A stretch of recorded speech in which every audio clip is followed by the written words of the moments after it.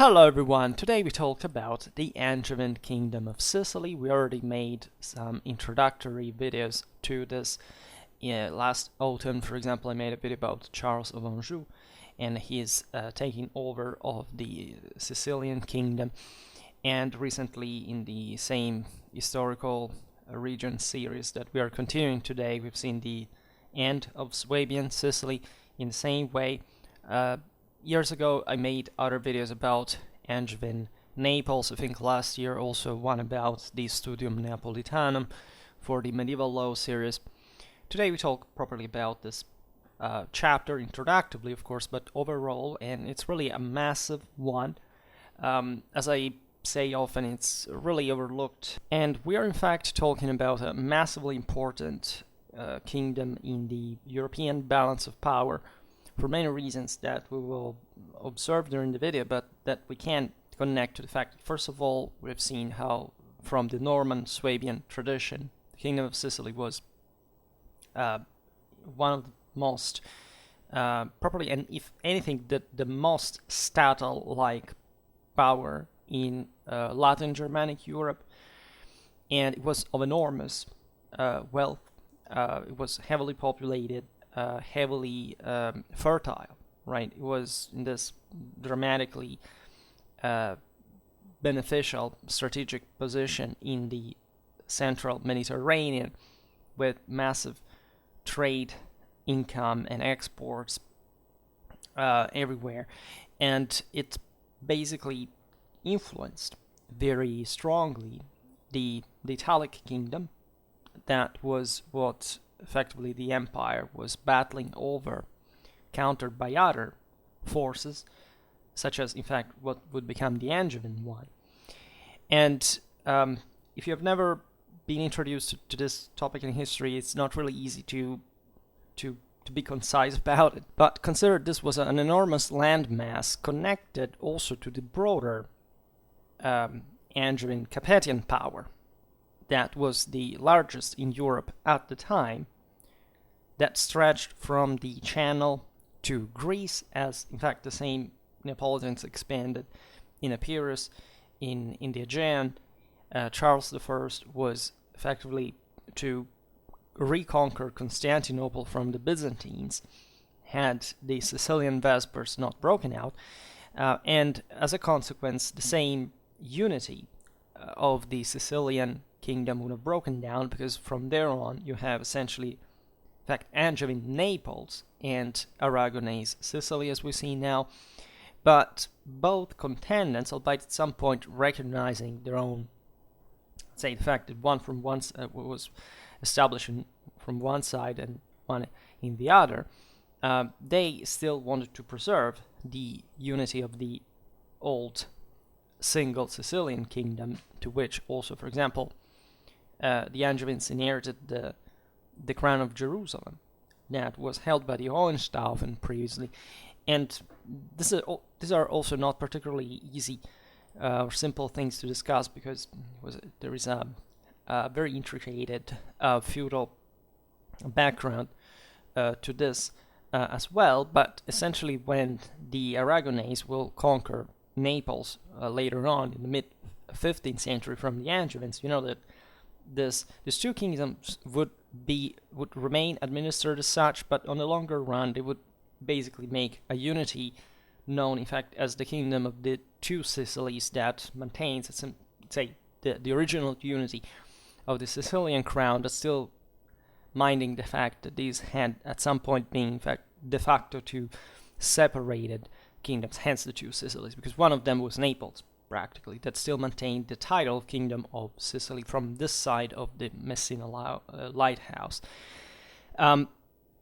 So in the previous videos we have looked at the advent of Charles I on the throne. He became king thanks to the papal investiture by the right of conquest. Charles had undertaken a crusade to strip Manfred of Hohenstaufen, the natural son of Frederick II, of the Sicilian kingdom, as Manfred was excommunicated. Charles, as you know, was a full Capetian. He was the brother of Louis IX, King of France. So we're talking about very high powers involved. We talk about the Angevins because at this point I will have to make a playlist splitting the, say, the English Angevins, even if it doesn't sound very much correct in the case of England, but let's say from the Capetian Angevins. And Charles was both Count of Anjou and of Provence, so that when you look at the amount of territories that he summed up, especially after he conquered Sicily, that was by far, as we've seen, the largest and properly a kingdom. And the largest one was one of the single most powerful men in Europe, and plus being backed initially, at least by the papacy, and surely having the whole French power from his side. It would be interesting to make a video. We made a video on him, but let's say studying a bit more closely also all the relation with his brother, the logistical, strategic planning for the Crusades, how Sicily or Tunisia, southern France were, let's say, managed in this, and how things could have gone differently than Louis IX's death. And this was a power that we mostly, let's say, in popular culture, we overlook because eventually, by the mid-14th century, the broader Eurasian crisis brought to these powers to kind of shrink within themselves and to properly territorialize with the death of universalism. And so, in part, what the same Angevins of Naples and the French Capetians altogether had hoped to achieve. I will have to make a Capetian Angevin playlist also because there was an Angevin Hungary, there was an Angevin Poland, right? So it was really a massive system, a wealth system that was somewhat countering the Ghibelline one of the Holy, of Germany, let's say better, and the Ghibelline supporters within the Holy Roman Empire and beyond. As we'll see, also Aragon and the Paleologoi can be considered Ghibelline in this sense, as long as they were fighting against the Guelph axis, because, this naturally, it was a French papal axis, countering the expansion of the Germanic rulers, for which, the popes called the same crusade that would install the Angevins on the throne. There were enormous interests involved, as you understand. That this was an effort of countering what had been this eternal threat to the papacy posed by the unification of Germany, Italy, and Sicily under the hands of in the hands of the Germanic rulers. So much that the popes at some point repented of having backed the Angevins because they were overwhelmingly powerful, and as we will see, they would also move instead a bit more in favor of Germany. That's also the moment in which the Habsburgs were brought to the throne with Rudolf in 1274. So that's an interesting and complex system where you have, Bohemia decided with Charles of Anjou, and other powers like Aragon siding with the Hohenstaufen cause, also because they partly descended from them, but also that is complex. And the main deal was the acquisition, as we've just said, we can't stress it enough, of this enormous realm that was also one of the most advanced and powerful out there. Of course, the last events, let's say from the Swabian age, that is mostly considered like a golden age, but also had important problems, including invasions of the same country by the papal army and internal upheavals and so on. And the same crusade necessarily had shattered the Norman Swabian system, not to the point of collapse, but to the point of triggering what would be eventually a leitmotif for in Sicilian also in the Neapolitan kingdom as such. That is the baronial power.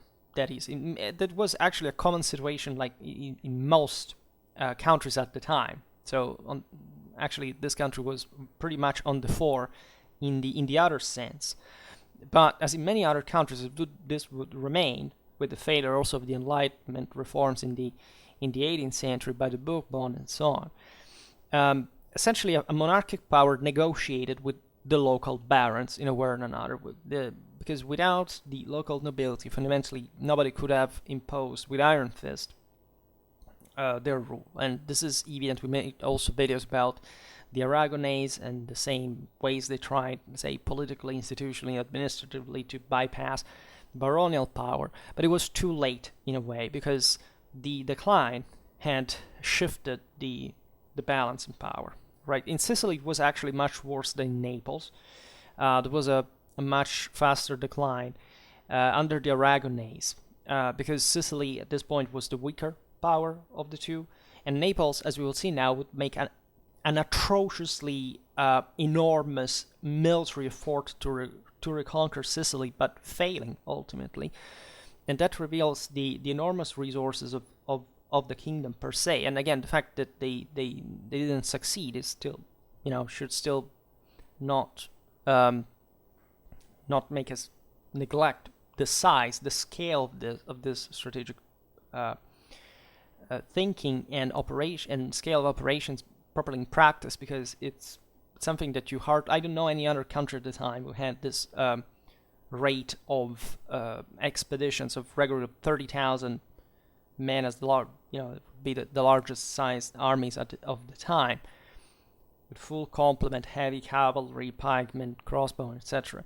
To the island. That probably exhausted the system, right? And that in fact makes, especially the first Angevin age, let's say up to Robert, an incredibly prosperous and kind of iconic and almost legendary phase in European history, because Naples was really at that point a major power, managing to influence the balance of all the surrounding countries, and say being considered up, the Swabians ended, so we don't really care anymore, it's a decline. Not really, right?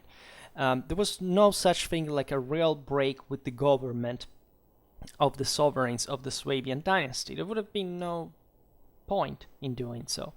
The Angevin government of Naples took place within a framework of substantial stability of the monarchical institutions, and in particular of the fiscal system that again was traditionally very advanced in Sicily, and the strengthening of the governmental apparatus previously implemented by Frederick II in particular, that had made a relentless work to keep the Norman tradition alive as well in this matter, offered the Angevin dynasty a solid state structure on which to rest its power.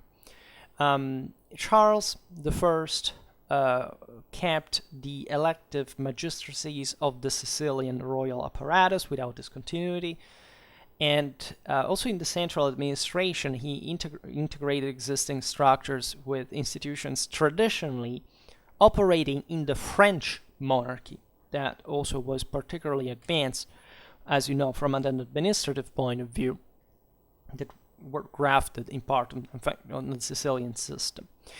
And the legacy of, in fact, the Federation state organization reused by Charles I worked pretty much in the same way, also for what concerned the strive to maintain the balance that was the problem of still every monarchy at the time, and especially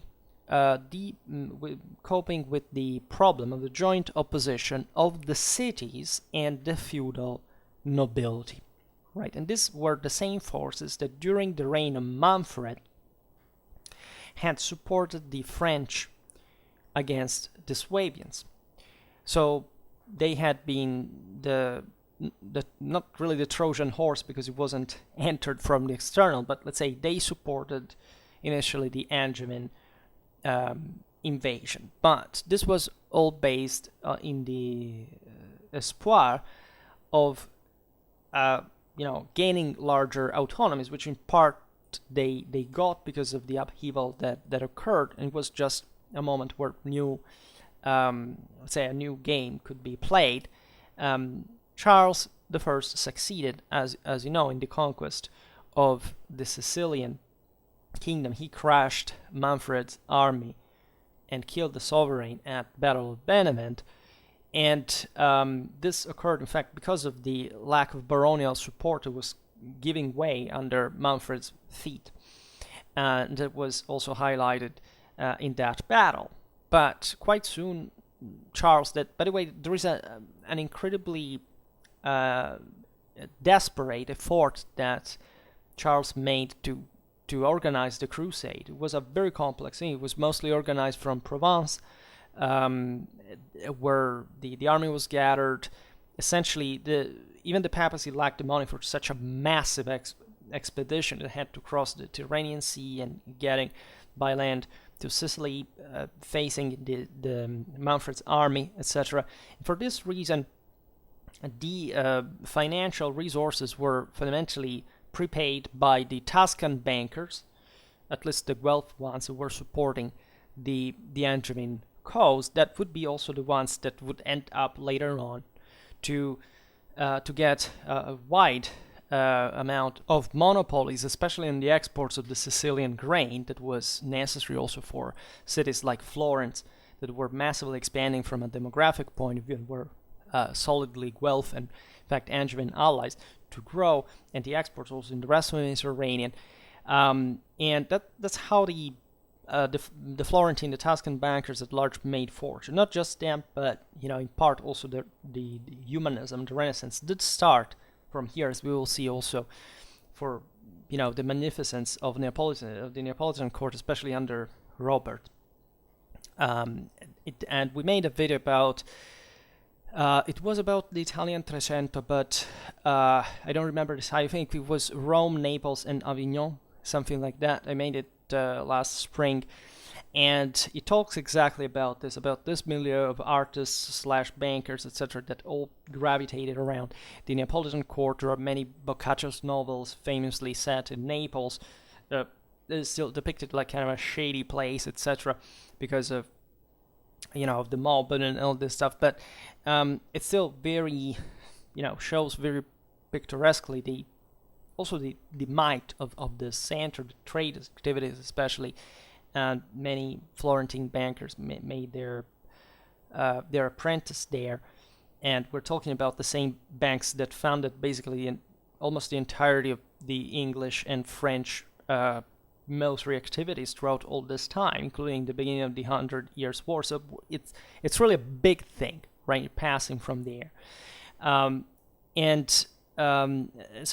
the crusade was successful, as we know, and that's how these people were rewarded for it. And it was a big deal, right? When you look at the Battle of Benevent, together also with the later Tagliacozzo and Markfeld, you look literally at the largest battles of feudal cavalry in history, right? So also this was a bit the peak of medieval civilization in many ways, and they were all kind of connected to this game of the the papacy, Naples, France, the Italian city-states, the empire, and also giving. We made a series last year about Dante for the 700th anniversary of his death, and where we dug a bit into the thing. Also, last autumn and winter, we talked a lot about this phase, exactly these years, the Charles of Anjou, then essentially Henry VII that attempted to reconquer Naples, Ludwig of Bavaria, also King Robert, the end of universalism, Dante, these other, figures always connected with this broader international picture, Petrarch, etc. So getting this part of medieval history right is really the key for a great deal of things occurring in the two centuries we're straddling here, and also the later ones with 15 until the Aragonese conquest of Naples. That also changed a big deal of balance in Europe, and the Angevin sovereign, say at the time of the conquest, despite the Pope's reminders, governed with strong absolutism, right? Regardless of the claims of the nobility and of the cities, which he never consulted except for the increase in taxes due to the war against Conradin in 1268, when, as you know, the last male heir of the Hohenstaufen came from Germany, gathering consensus all across Italy unexpectedly in this triumphal entrance and de facto victory at Tagliacozzo, because he had won. If it hadn't been for the ruse, the ambush that Charles had shrewdly placed, also thanks to the tactical advice of his Templar veterans, and capturing the young Swabian and beheading him on the market square of Naples. The same year, it was, a vicious action that Charles wanted to take on his own. It was considered dishonorable at the time, but that objectively put an end for good to any claim on the Sicilian throne, except in part, as we'll see now, from the Aragonese side, but in a kind of shadier way in terms of dynastic right. And at that point, Conradin had, in fact, triggered the revolt of many barons that were already discontent after 2 years of Charles I's rule, of the very, in fact, iron-fisted character of the Capetian domination, and that were about to make the whole thing crumble again. Also because this kingdom was, again, extremely, almost, hypertrophic, right? It was full of cities, of nobody. It was very difficult to control. So also managing this mass, even though the Angevins succeeded for several generations, still was really a gamble. So yes, securing this kingdom, but also the Iron Fist was connected to the necessity of cutting, sometimes brutally, any attempt of opposition that at least that could be curbed, not to increase further problems that were happening, would be happening anyway. So with the death of Conradin at the hands of the Angevins, the Swabian rights to the throne of Sicily passed to one of Manfred's daughters. Manfred was an illegitimate son of Frederick II, but he had managed to be crowned king in Palermo, so that would do. And he had married one of his daughters, Constance, also named after his grandmother, Constance of Hauteville, right? So that was now Constance of Hohenstaufen, to the King of Aragon, Peter III. The marriage took place on July the 15th, 1262.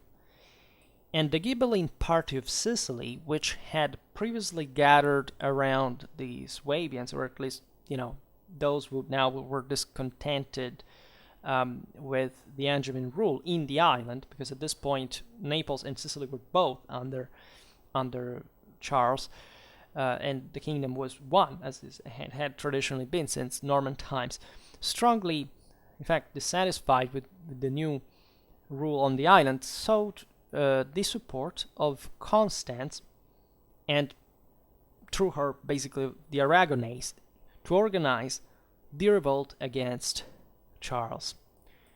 It's important to specify here that Charles had shifted his capital not quite soon in Naples. He would be mostly his son that stabilized that, but the center of his power was mostly mainland Italy, not Sicily anymore. So already this aspect had somewhat, triggered the Sicilians, and historically speaking, even within the kingdom of two Sicilies, that the Sicilians didn't like the Neapolitans that were the establishment at all, right? Which also brought much later on to the rebellion under Garibaldi, and the actual, the unification of Italy and so on, because there was this rivalry, of course, between lands that had been historically very different in nature. We've seen it in the previous videos we have made about, especially the Norman ones, how mainland Italy was already very diverse within itself, first of all, but also altogether very distant, at least by greater degree from Sicily, from a cultural point of view, and other ways, even just ethnically, right, etc. And the Sicilian dissatisfaction brought to the so-called Vespers Revolt. Now, since Dante defined this revolt as due to the burden of taxation of the tyrannical government, quote, of the bad Angevin signory, say, giving some ideally popular character to this revolt, the picture is much more complex, right? It was not a spontaneous expression of popular opposition. It was thoroughly planned political and strategical choice, chiefly by the Aragonese and the Palaiologoi, exactly in the moment in which Charles I was putting together his army for invading Constantinople. And we know, we've seen it also in a Byzantine history video from the Byzantine side. The Byzantines didn't have any force to withstand the Angevin onslaught, right? So Charles at that point would have succeeded in what nor the Normans nor the Swabians would have succeeded for a very few back in the day. That is, factually conquering Constantinople as Sicilian kingdoms, and in that sense, seeing France reunifying in a sense west and east, as also the German Empire was declining, and this was the new, this was, let's say, the continental and Mediterranean domination was still the broader horizon of all universal rulers at the time. I think just Louis IX preparing the crusade to invade Egypt, that objectively, once taken out, would have simply opened the gates of Jerusalem, the end to the reconquest of the Holy Land. So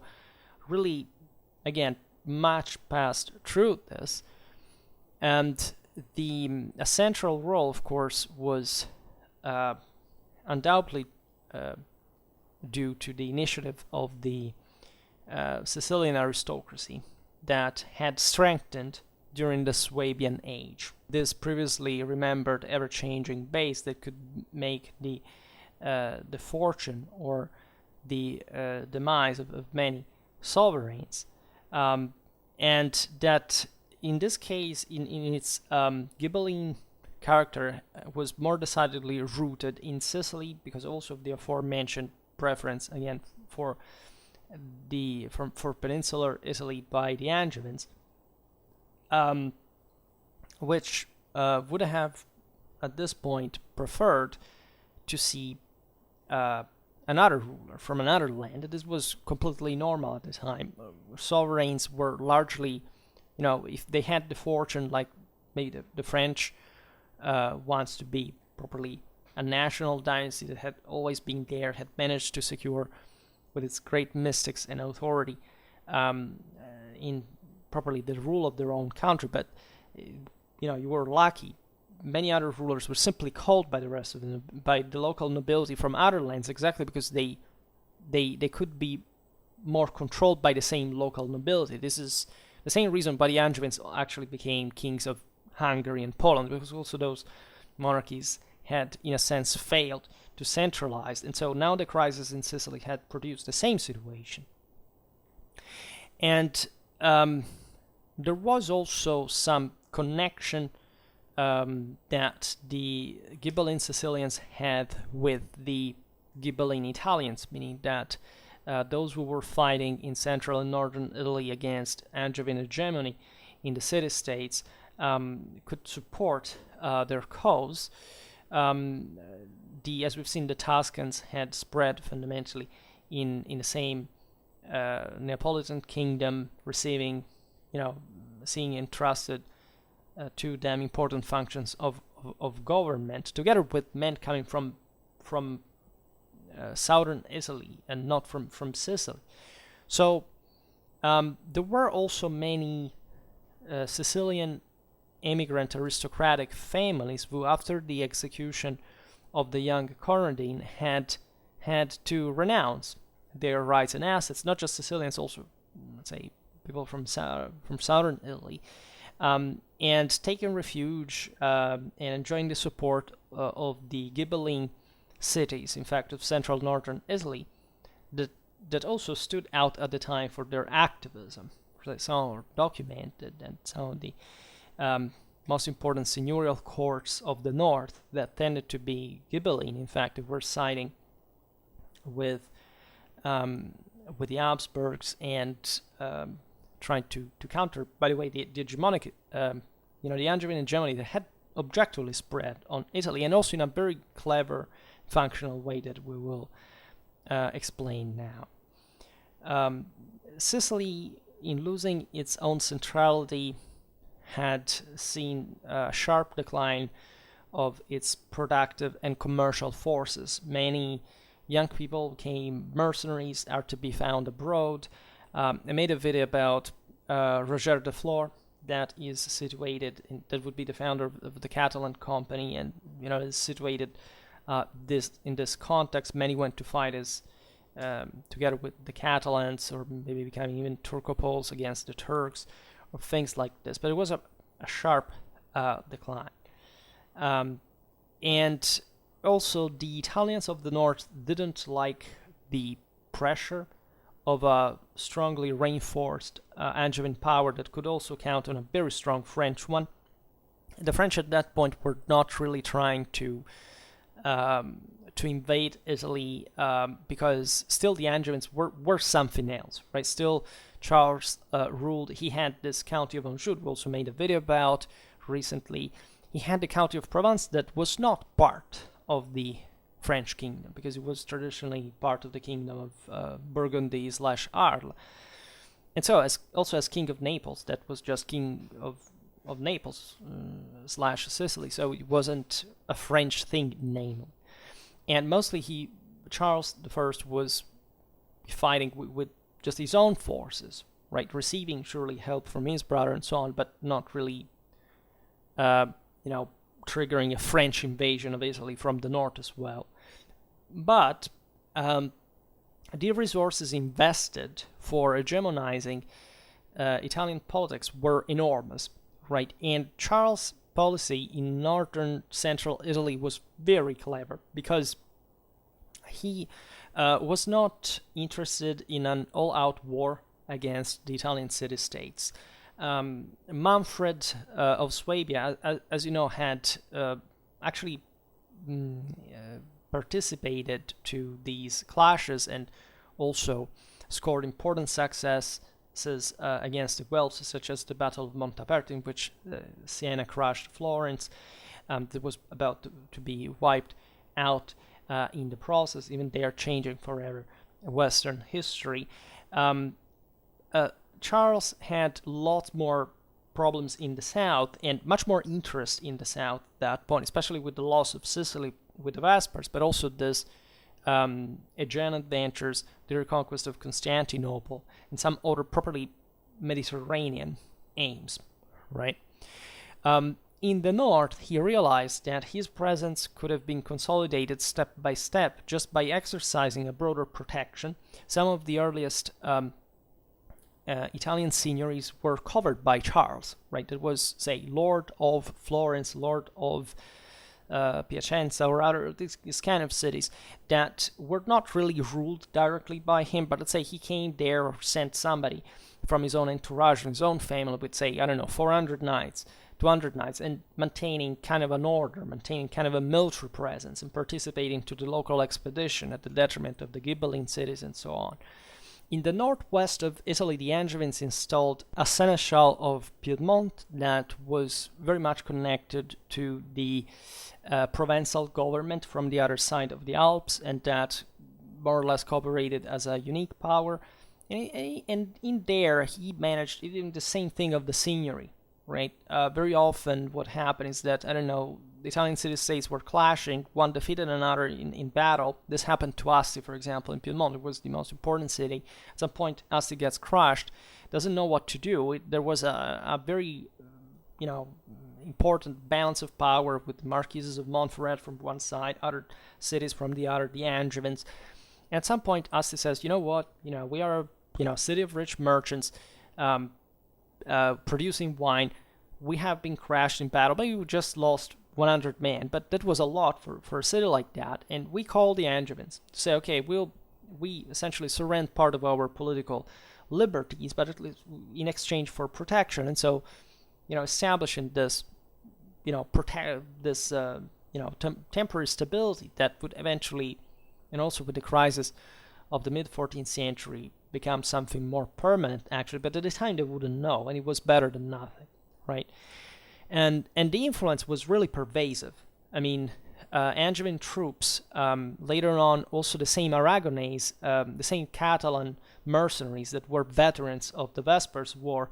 It was a very long war, but they were hired by the same Angevins and stationed in as garrisons in the main Italian cities, right? And would be a hallmark of, part of the Guelph armies at the time, next to the communal militias.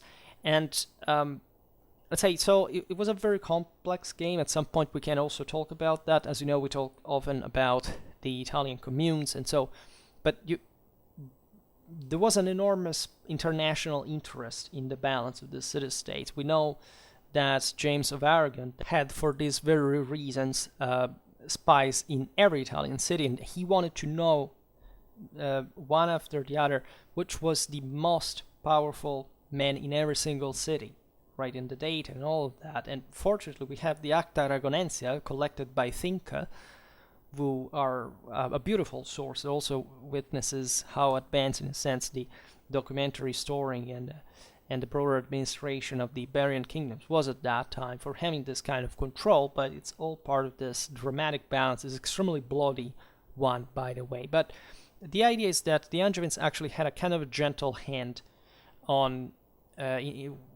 with their signories in central northern Italy, and they were also quite quick to respond to the calls of support, right, for a very long time, up to the 20s of the 14th century. It was normal for, say, Florence. It was the most important, largest Guelph force, and the center, really, of Guelph forces in central Italy, also for the connection with the Po Valley ones.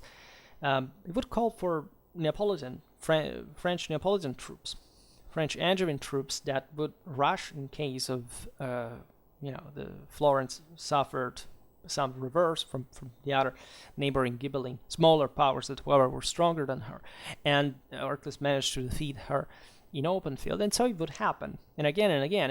And the Angevins also suffered some of the bloodiest defeats in that contest, especially the one of Montecatini in 1315, right, against the peasants and the German veterans of Henry VII expedition. So it's a very, very colorful background that also from a military point of view we will have to look at. But the Angevins lost relatives there, right? The defeat at Montecatini of Philip of Taranto is amazing, right? Those were the Angevin royals whose blood was spilled on that battlefield. So big deal things.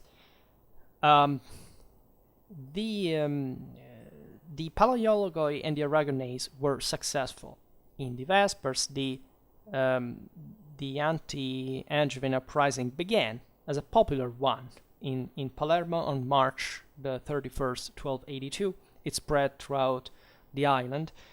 Peter III of Aragon, at that point, landed with his army in Trapani on the western end of Sicily in August of the same year, and defeated the army of Charles of Anjou during the siege of Messina, which lasted for 5 months, which is a big deal for the time as well.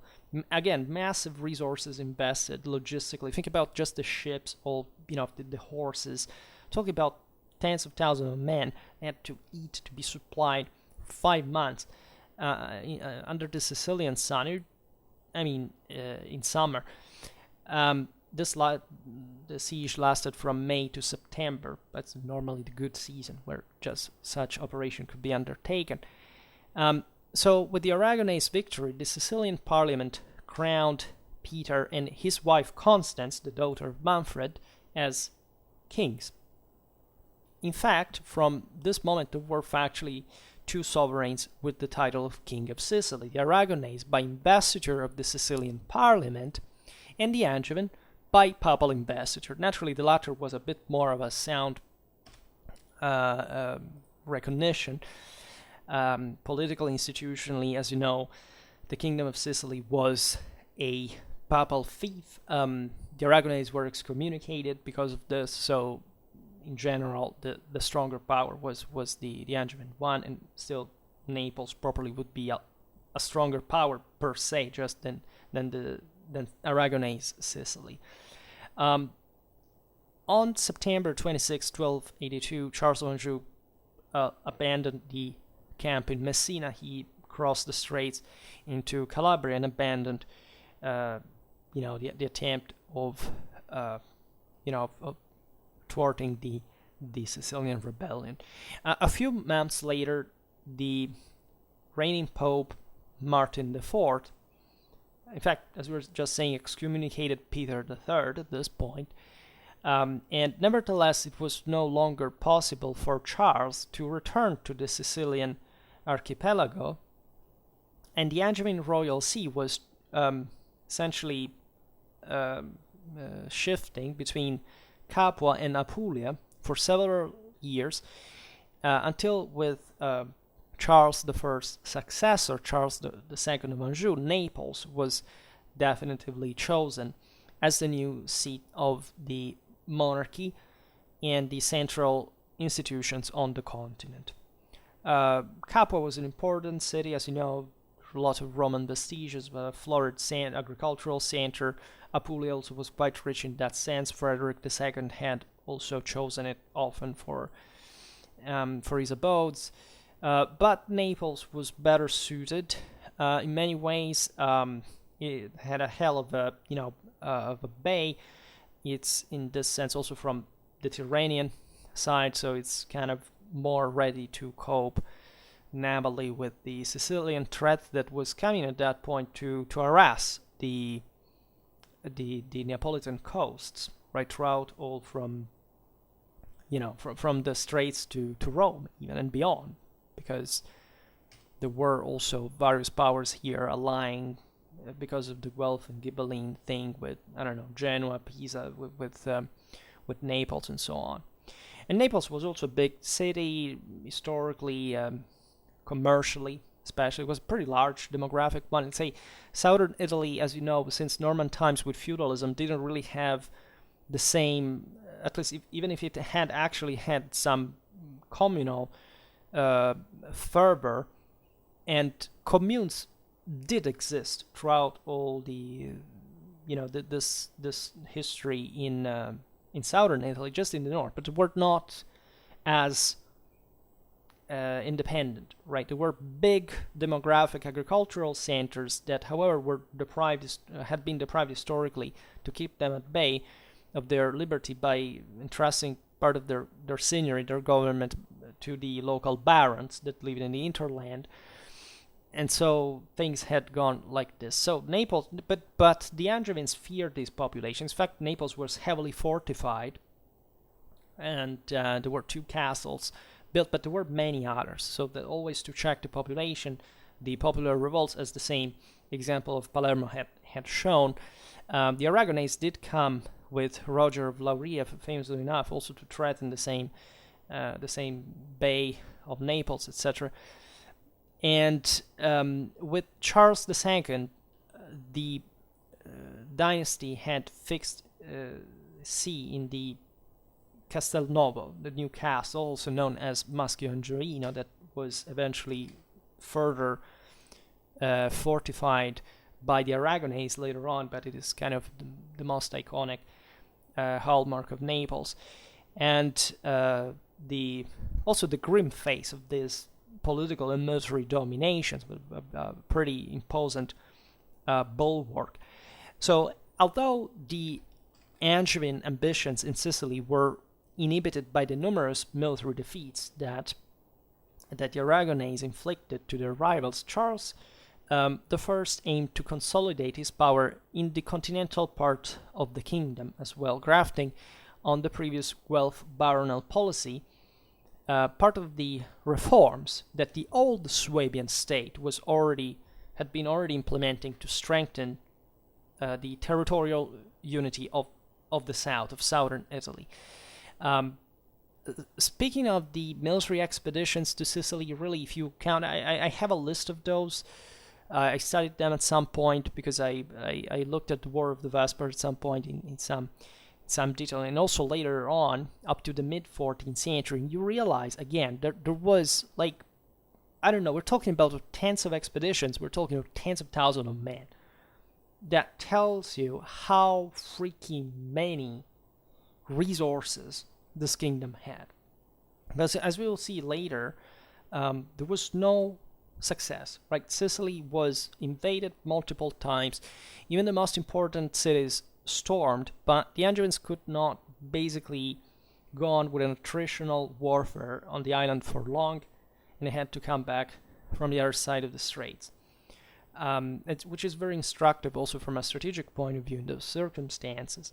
But the stubbornness of the Angevins there shows you probably that was the great main effort. In fact, we should make a video about Robert of Anjou at some point, because as we'll explain now, he's considered a bit like the, if not the greatest, but properly the ruler, the Angevin ruler whose reign is marked by the greatest prosperity in many ways, but at the same time of a decline, right? Prefiguring that kind of dimming of Neapolitan power that is reflected in part also by the failures that the same Robert suffered also in battle with his armies. He wasn't much of a fighter himself at all, but in part this was also reproached for.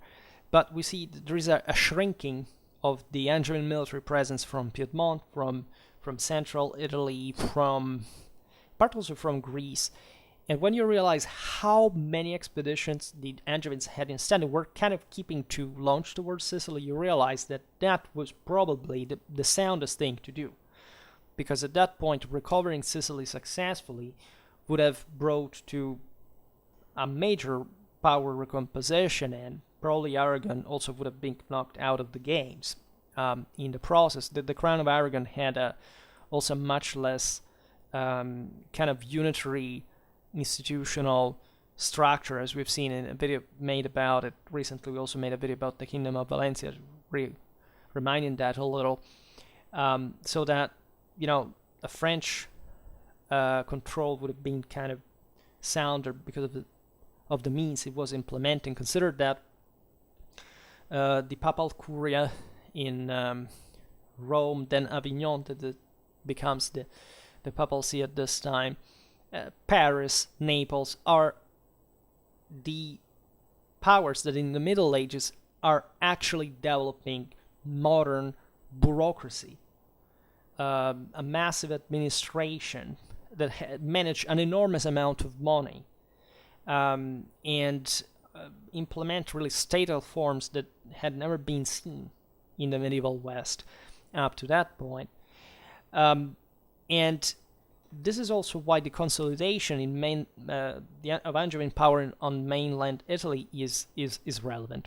You see, from the first Longobards invasions, a large part of the kingdom's economy, the Principality of Capua, in Abruzzo and in the Molise County, was managed mostly by the Benedictine monasteries. We're talking about Casauria, St. Vincent on the Volturno River, Montevergine, and Monte Cassino. These names are very famous for anybody who knows, monastic history, medieval times. And because these Benedictine sees were also very powerful, they had increased either through their privileges to the point of becoming real local lordships with territorial sovereignty, and often in contrast with the neighboring lay feudal lords. Right. In fact, with the first Norman invasion, the struggles between the anti-pope Anacletus II, supported among others by the Benedictines, and Pope Innocent II, and finally the birth of the Kingdom of Sicily, only undermined the foundations of the Benedictine feudal tradition. It was essentially a form of Longobard resistance against the Norman conquest, right? So much that after 1138, when Anacletus II was defeated, Innocent II and the Norman dynasty encouraged Cistercian monasticism in southern Italy. So many Benedictine monasteries were converted to the new rule, which, by limiting the accumulation of material goods to the resources necessary for artisanal and agricultural production, precluded the possibility for the new monasteries to establish feudal estates and lordships, right?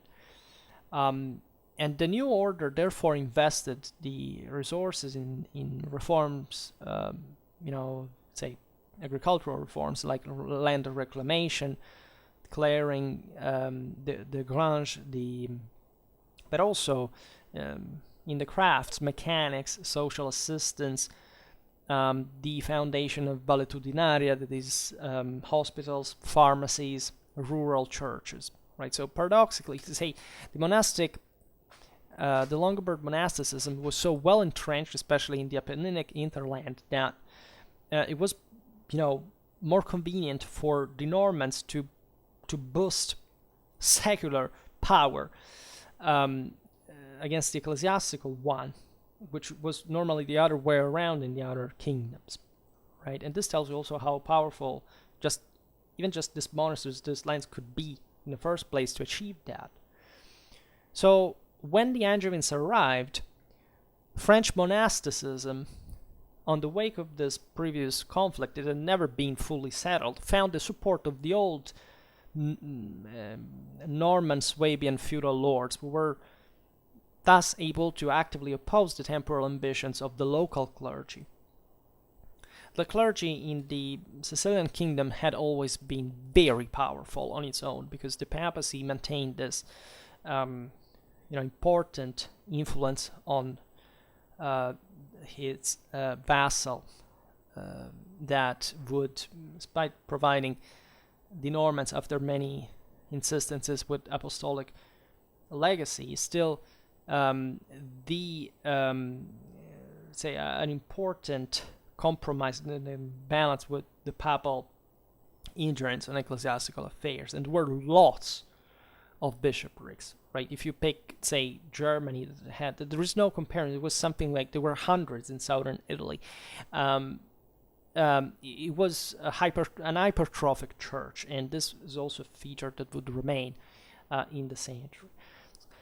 And the policy of the new sovereign Charles I was grafted, in a sense, on this compromise. He founded with his own hand the Cistercian abbeys of Real Valle, which literally means royal valley, Vallis Regalis, in Scafati, and also Saint Mary of Victory in Scurcola Marsicana, that is actually the actual place where the so-called Battle of Tagliacozzo was fought. So Saint Mary of Victory, remembering the defeat over Conradin.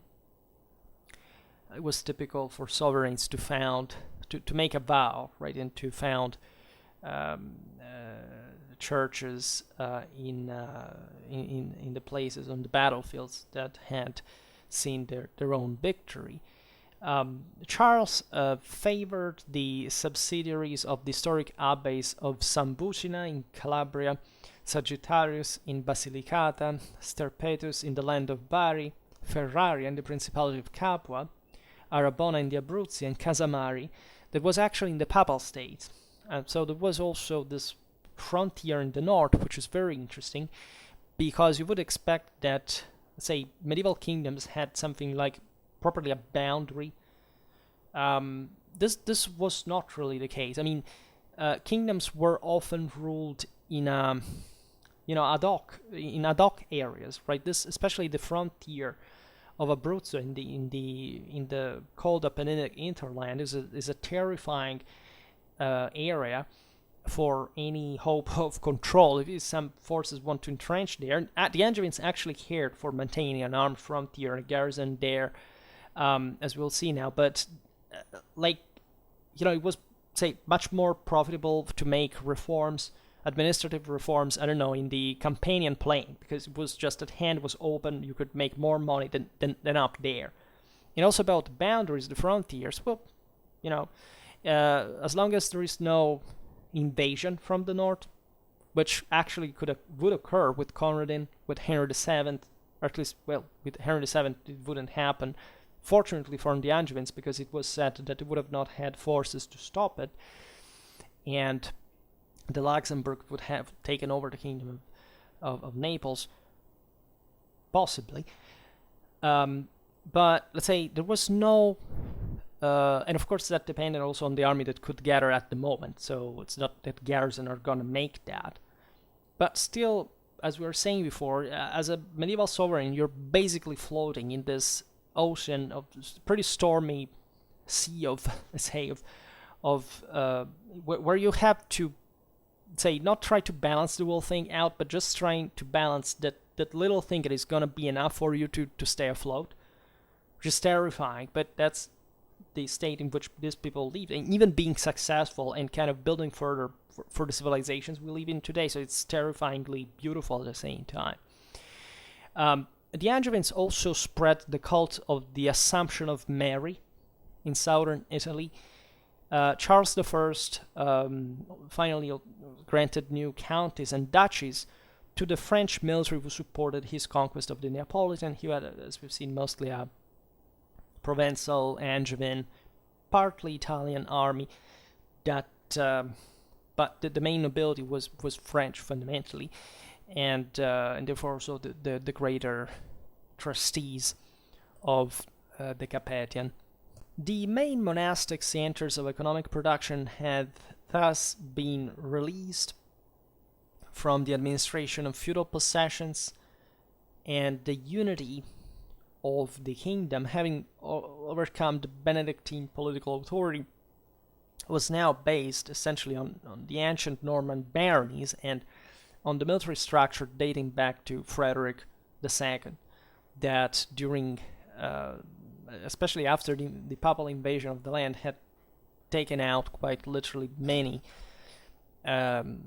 disloyal barons, and installed royal administrative control of their castle. Naturally, as we were saying before, at every upheaval, the situation would be messed up again, but still there were some bases in which to expand this. As we were saying before, there was much administrative continuity with Swabian times. Charles I preserved the ancient Swabian executions, so-called executions, that is, increasing the power of their respective presidents with some kind of councils, legal councils, and each province had an executioner who, in addition to being the head of an important court with two courts, was also the top manager of the local financial assets and administration of the treasury, right? That was obtained from the taxation of the various communities, that generally known universitates, right? So this concentrated in a kind of more unitary fashion, control in the hands of fewer people, right? In a kind of further hierarchization. The land of Abruzzo was divided into Abruzzium Citra, Flumen Piscarie, and Abruzzium Ultra Flumen Piscarie, which is a bit like the same name of the Sicilian kingdom, right? Citra and Ultra Farum, that is the lighthouse of Messina. This here, the Abruzzi were divided in two. The one from this side, that is from the north of the Pescara River, and in the south of that. Many of the Swabian cities, such as Sulmona, Manfredonia, and Melfi, lost their central role, because these were the nest, the hotbed of some Ghibelline nostalgic, let's say, and so they lost power in favor of smaller cities that were instead preferred by the Angevins. Smaller cities or ancient fallen important centers such as San Severus, Chieti, and L'Aquila, which also took the name of the empire, the eagle, that was in the Abruzzo Mountains, that was important, properly also military avant-post that the Angevins maintained from previous, that implemented further as it had been born as a colony with that function already in origin. While this is more like in the Italic interland, while in the territories that had been Byzantine, so mostly Calabria and southern Apulia, the Angevins consolidated the political order that had been started by the Norman conquest. That is, the peripheral administration, which the Byzantines had entrusted to a capillary system of cities and dioceses, between the patrimonium publicum of the Byzantine public officials, in fact, and the patrimonium ecclesiae of the bishops, from Cassanum to Gerace, from Barolum to Brundisium, was definitely replaced by the feudal order of the landed nobility. In southern Italy, the headquarters of the Angevin executioners that were Salerno, Cosenza, Catanzaro, Reggio, Taranto, Bari, San Severus, Chieti, L'Aquila, and Capua, or of important archdioceses such as Benevent and Acherunzia, as well as the new capital, Naples, remained the only inhabited centers endowed with, let's say, a political weight or financial, economic, and cultural activities of some institutional relevance. So this was yet again a way to deprive, let's say, to reduce, to contain the fragmentation of all these many centers by making just some greater ones grow, and St. Naples represented this well. However, Charles I lost, due to pontifical measures, the last regalia on the Neapolitan, such as the right of the sovereign to appoint royal administrators in dioceses with vacant sees, and these privileges until then in the south had survived even the Gregorian reform, which established that only the pontiff had to enjoy the faculty of appointing and deposing bishops, the famous Libertas Ecclesiae, that, as we were remembering before, had instead been provided, in a sense, to the Sicilian kings by the same pope, together with apostolic legacy, and this was revoked as part of the negotiations between the papacy and the Angevins over southern Italy. Charles I of Anjou died on January the 7th, 1285, and was succeeded by his son Charles II, Charles the Lame.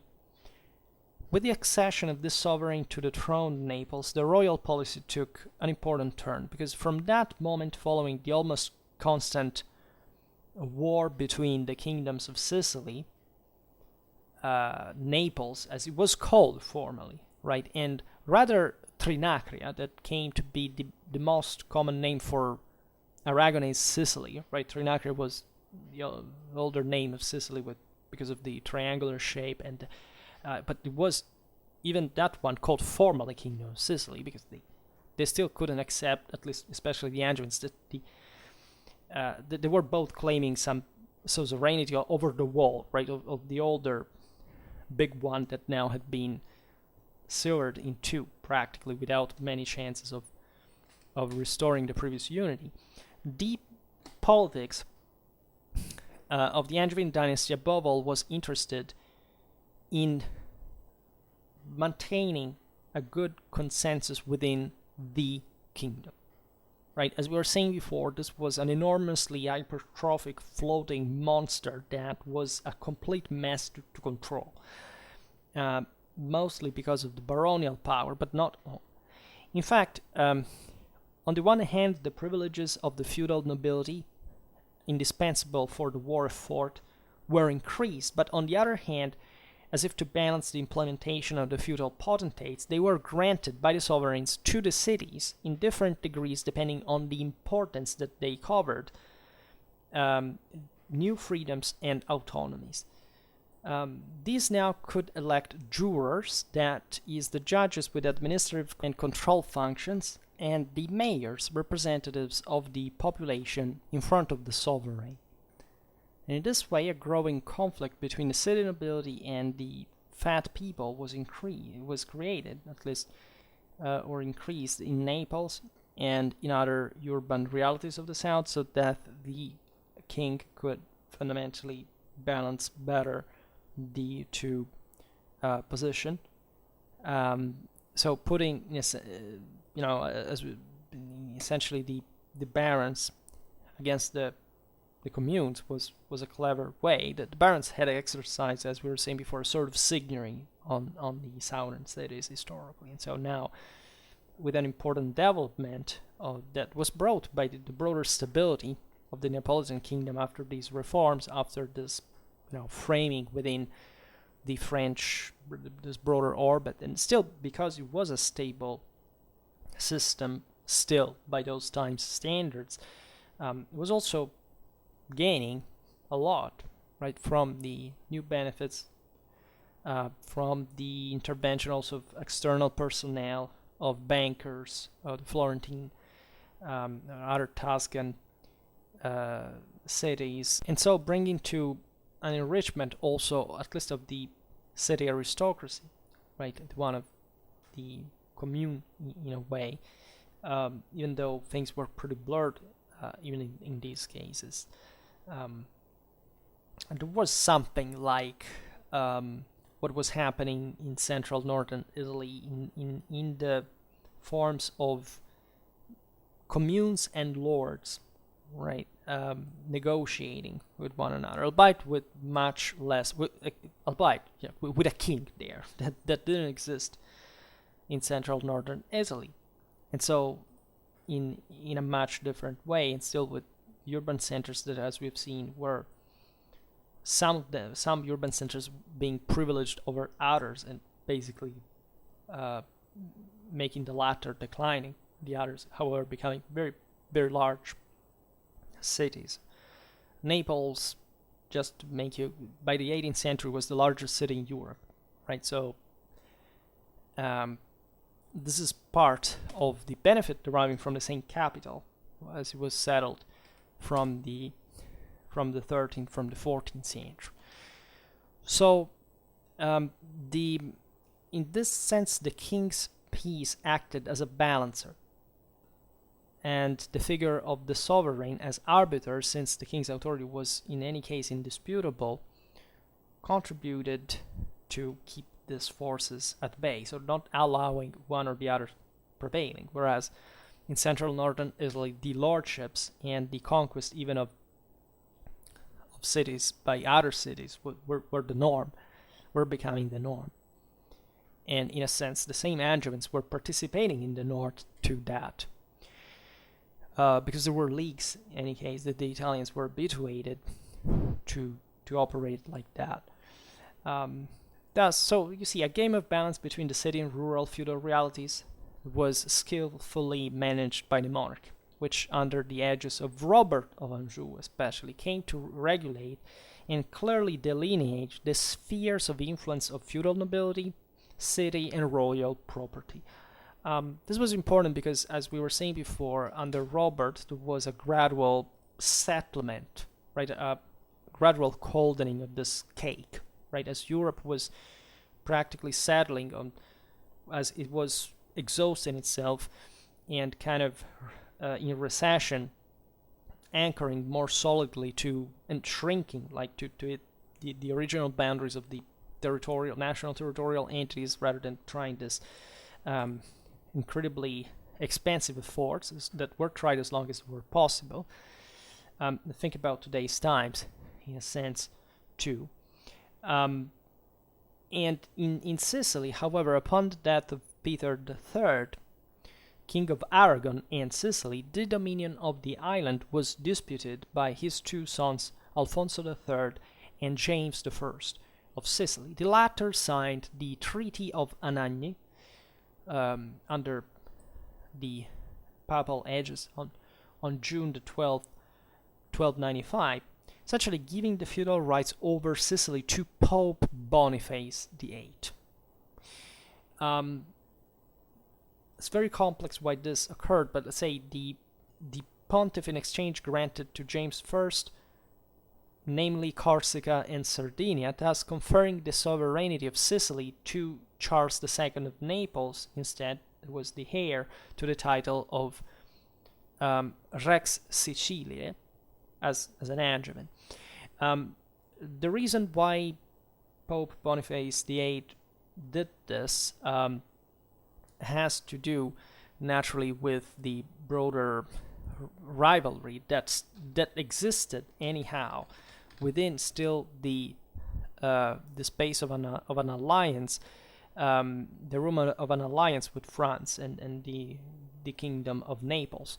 You see, the fact that the Angevins established their capital in Naples was important politically and strategically to have also a greater grip on Rome that was governed by the papal signory, but it still had the various factions, such as the Colonna or the Orsini, were more, preferably either Ghibelline or Guelph by inclination. So the Neapolitans would send some knights there as well to support the Guelph cause. Often they also were, when the popes died, this before the see was the Curia was shifted to Avignon, in part also because of this reasons. They cared about securing the succession without upheavals or a Roman rebellion or something, but at the same time the popes felt threatened by such a powerful neighbor, right? And so it was a game of this kind, and the game that was happening in the Tyrrhenian with this Aragonese infiltration, let's say, corresponded to some contingental power balances that wanted from the papal side to show essentially that they still got it. They didn't have to think that the papacy was just a servant of the King of France or something. For example, the Aragonese never controlled Corsica, right? Eventually they would invade Sardinia, but this happened later. So at this time this was just nominal. But the fact that the Pope would grant that, it was still remarkable. And in many ways, that Pope Boniface VIII was essentially thinking to be the empire himself, just as Philip IV of France thought the same thing. And so these are the nice quarrels that happened among each other. We also made a couple of videos about that. We'll probably discuss them a bit more in depth. But there was a factual recognition, at least initially from the papacy, of this state of affairs. So granting the Sicilian crown to a member of the House of Aragon, that was not, however, at the same time the King of Aragon. That's why we talk about the crown of Aragon, broadly speaking, because these were the kind of sum of domains, of realms that all maintain an important degree of autonomy, given that the Aragonese crown was not particularly centralized and mostly was shifting in their towards Catalonia. It was historically very much independent-minded, and where the king didn't have a very direct, couldn't use a very direct iron fist. So the Pope was content just of saying, let's not make something in the hands of a single ruler this reigns. Let's give this, there are two brothers quarreling over this king. Let's secure it just, Sicily for one and Aragon for the other.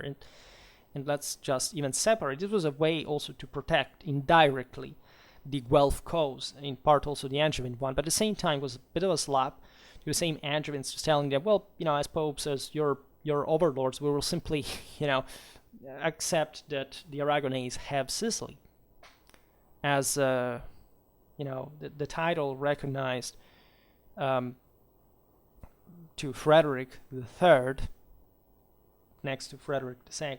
Think about that. As Rex Trinacria was significant.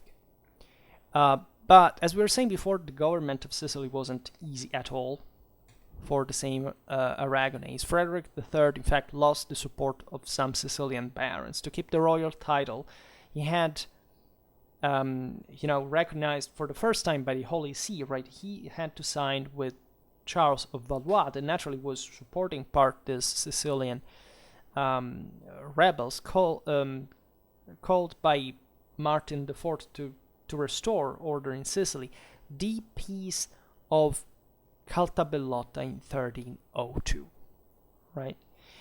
And after the signing of the Peace of Caltabellotta, followed the formal distinction of two kingdoms of Sicily, albeit in practice, as we were saying before, none of the sides ideally renounced to reconquer. I mean, just we were talking about the Angevin expeditions to Sicily aimed at reconquering it. It was a bloody hell. Well, in properly Regnum Siciliae Citra Farum, so the kingdom of Naples, or better, the kingdom of Sicily, from this side of the lighthouse, and Regnum Siciliae Ultra Farum, so the kingdom of Trinacria, or kingdom of Sicily, from the other side of the lighthouse of Messina, of the Straits. Thus, the Vespers War ended formally, even though the two sides eventually kept fighting against each other. This was about the initial settlement of Vuvosvu in these lands, but in practice, the political and strategical contingencies would bring to a state of de facto continuous war, right? Consider that the Aragonese backed, and properly the Sicilians, because this is important, that the Crown of Aragon was split at a point in terms that at some point the Kingdom of Aragon was friendly to the Angevins, whereas Sicily was enemy to them. This is really, like, at some point Sicily and Aragon even fought one-sided with the Angevins. I mean, we're at this level of fragmentation, right? So it's important to distinguish each time which sovereign we're talking about. Frederick III infested, as we were saying before, the Tyrrhenian coasts again of the Angevins, of the papacy. He supported the expedition of Henry VII. He paid him a lot of money, sent him troops during his campaign in Italy. They were from the Ghibelline side, and they would remain most of the times like that. Sardinia later on, in 1325, was conquered by the Aragonese, by Don Alfonso of Aragon. From the peasants, who were Ghibellines, for example, right? So it doesn't mean much, right? I mean, it ideologically does mean a lot. Especially the Ghibellines were very much convinced of the worthiness of their cause. The papal one was kind of weird. Nobody believed in it anymore. That's because, nor the Angevins were the heroes of the situation that had to protect the papacy. Just in theory, was the emperor that had to do that. Just that the ideological, let's say, awkwardness of this whole situation.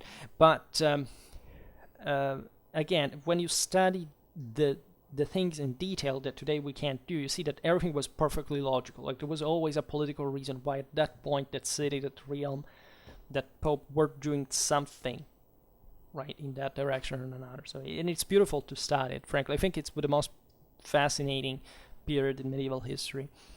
In any case, this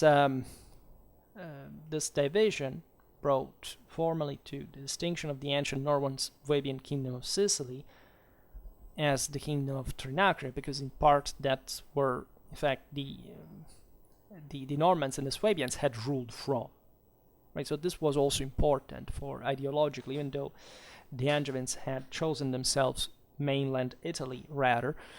And as we've seen, Sicily was under the control of the Aragonese, with Palermo remaining its capital, while the kingdom of Naples had, in fact, Naples as its capital under the control of the Angevins. At this point, Charles II renounced also to the reconquest of Palermo, right? Or, I mean, at the moment, right? And he began a series of legislative and territorial interventions to rather adapt Naples to the role of the new capital of the state. He enlarged the city walls, he reduced the tax burden to incentivize population and trade, and installed the Grand Court of the Vicaria. In 1309, the son of Charles II, Robert of Anjou, was crowned by Clement V as King of Naples, right? But still with the title of Rex Siciliae, as well as Rex Hierosolime, that is to say, King of Jerusalem. That was a title that was boasted by the Angevin previously. It's interesting to think here that there was a back and forth from France, right? The bulk of the Angevin kingdom was Neapolitan, but as we've seen, most of the top noblemen, many at least of the top noblemen were French. There were lots of local Neapolitan barons that made up, in fact, the bulk. But let's say the Principality of Taranto, the Duchy of Calabria, these were the most. They were kind of states within the states. They were monopolized by the Angevin dynasts. But there was always an important contact with France. There was a kind of a highway, connecting Naples, Rome, Florence, Genoa, that was mostly siding as Guelph with providing her fleet, her navy to the Angevins. The same Arles and Marseille, right? So we're looking at and Avignon and Paris, right? So we're looking at a very complex system. You have at this point also the Counts of Flanders, that were vassals of the French crown, serving in Italy. Initially, as properly, they participated to the Battle of Benevent. Later on, they would actually follow the Dampierre. We're talking about the Dampierre dynasty. They followed the expedition of Henry VII against Naples, right? The Dampierre were same accounts of Flanders that headed eventually the Flemish revolt against the King of France, brought to the victory of Courtrai. They had all fought in Italy, interestingly enough, from generations, and they were always involved in these affairs. And it's meaningful that the French would bring Italian mercenaries to fight the Flemish there. So the commixtion of there were this we said before, the Almogavares, that were part of this Catalan company that had fought against the French, but also for the French in Greece, in Italy. There is a lot about military history here that is worth looking at in detail. And there is this constant interference of the Angevins in especially the Italian communal affairs that are a bit a necessity. As we were saying before, the Angevins never threatened to take over central northern Italy. They contented mostly of having a kind of an hegemony of a Guelph bloc that, however, was threatened, especially it was broken after especially the expedition of Henry VII that opened to 20 years of continuous warfare and ultimately bringing to the demise of Angevin.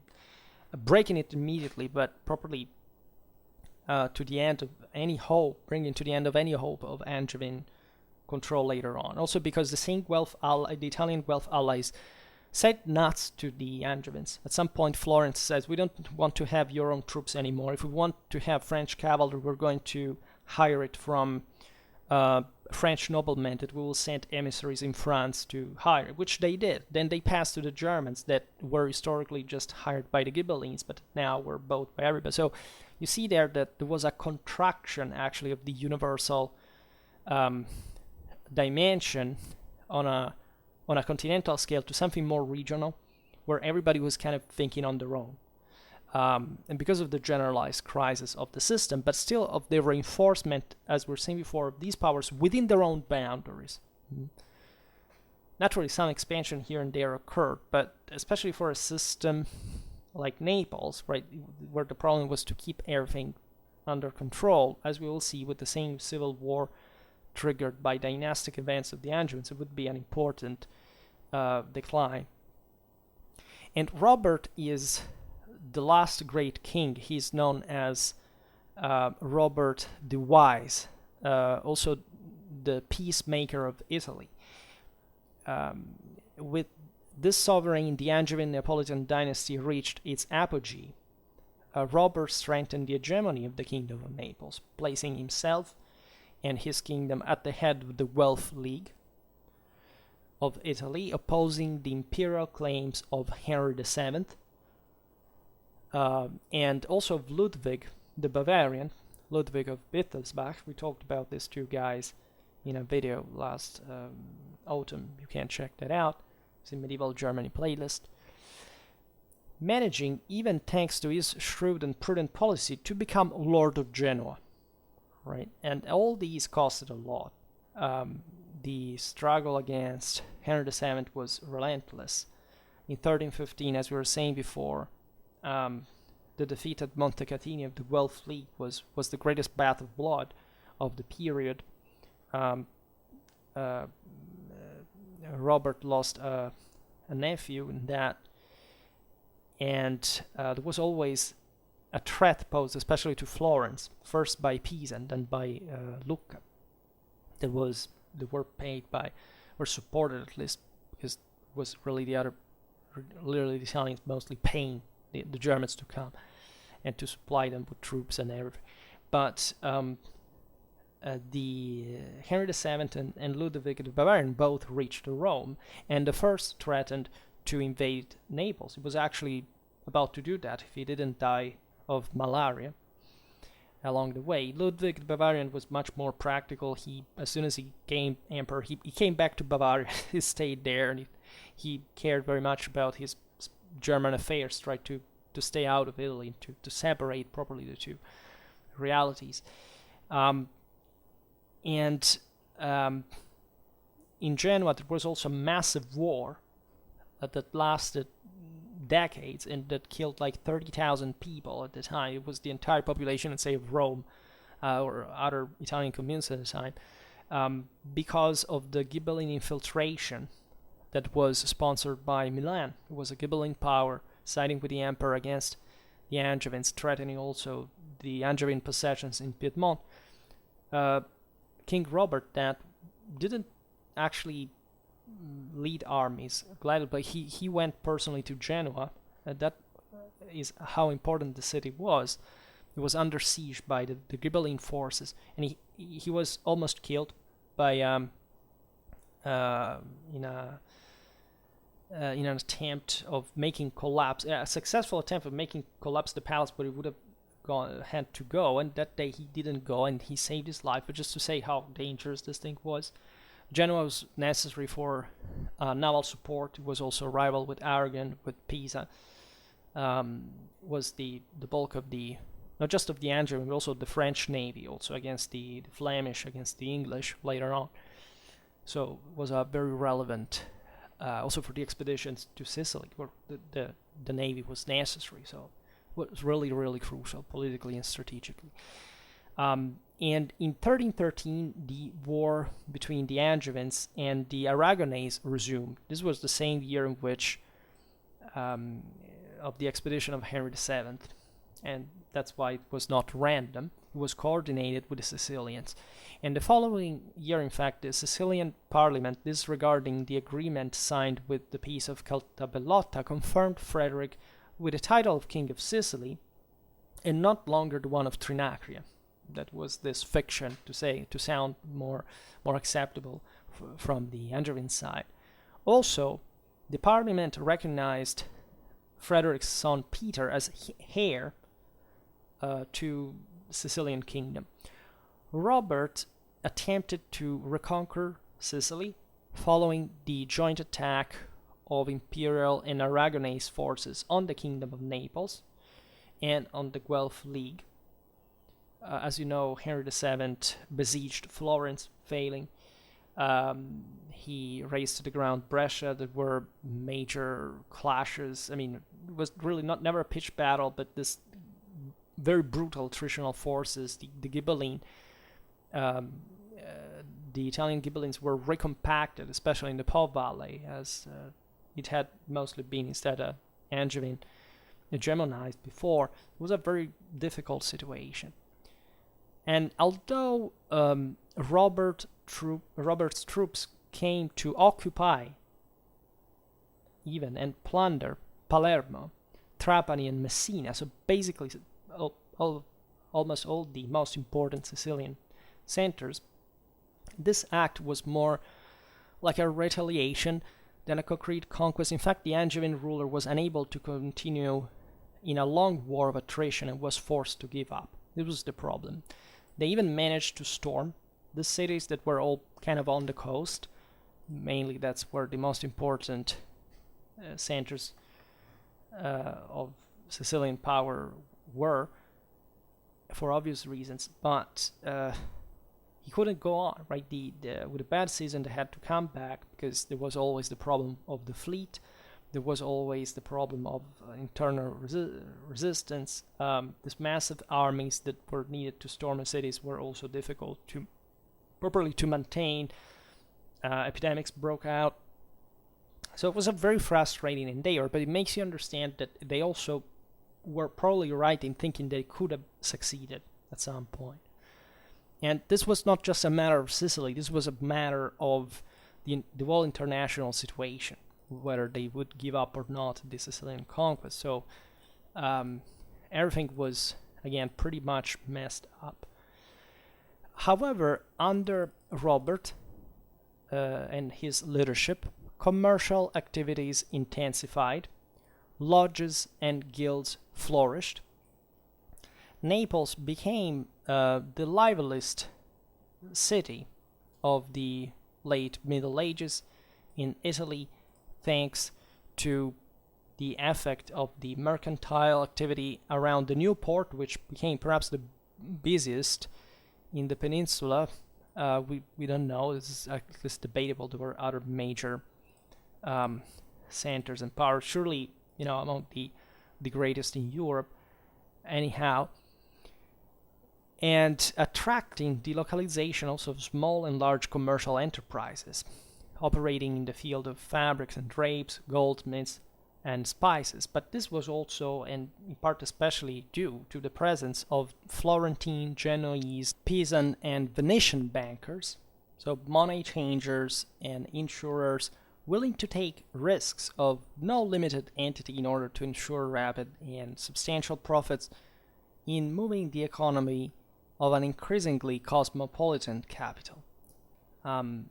As we were saying before, there were many branches of the main Italian banks here, including the Bardi and the Peruzzi. These had subsidized the French royal armies and forts everywhere. They had a very good financial infiltration in England.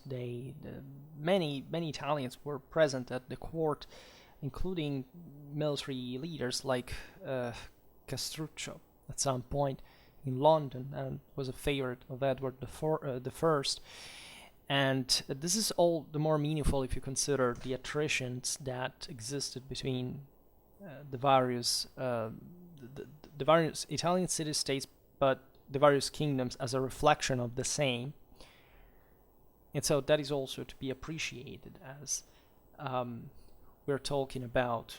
I mean, Castruccio was personally friend with Ludwig the Bavarian. He inflicted a massive defeat on the Florentines and the Angevins at Alto Pascio, etc. So, and he also fought previously in the troops that were sent with Angevin money against Flanders, against the Flemish rebels after Courtrai. Allegedly, at least it's a Flemish legend that runs.